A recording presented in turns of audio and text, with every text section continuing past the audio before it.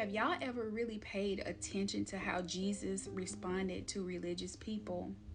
Before I get into that, I want to preface something that the prophet Isaiah said in Isaiah 42 verse 2. He said he will not shout or raise his voice in public. Now let's get into it. In Luke chapter 13, Jesus is teaching in the synagogue, and this is on the Sabbath. He heals a lady who has been bent over. She's been crippled for 18 years. But the leader of the synagogue didn't like that. And this is what he says to him. I'm in Luke chapter 13, verse 14. It says, but the leader in charge of the synagogue was indignant that Jesus had healed her on the Sabbath day.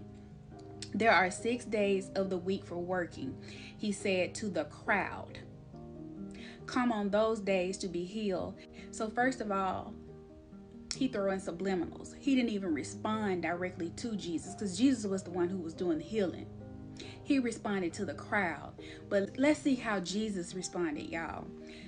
Verse 15, but the Lord replied.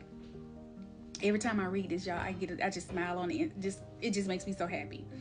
But the Lord replied, you hypocrites, each of you works on the Sabbath day. Don't you untie your ox on your donkey from its stall on the Sabbath, lead it out for water. So Jesus didn't address the crowd, he addressed them. So Jesus is often referred to as rabbi.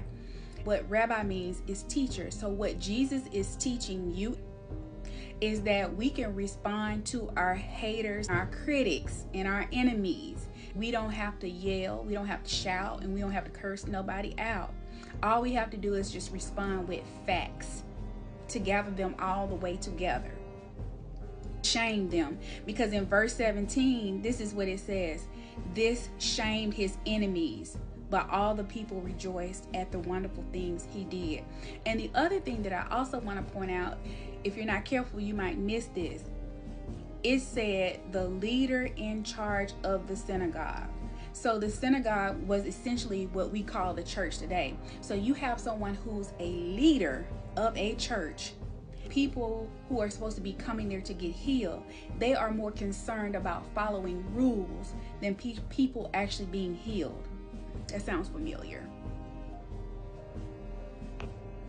That shows you that not every leader of a church has your best interest at heart. Not everybody is concerned about your healing and you coming to Jesus. So y'all just be mindful of that when you go to church, some of these churches.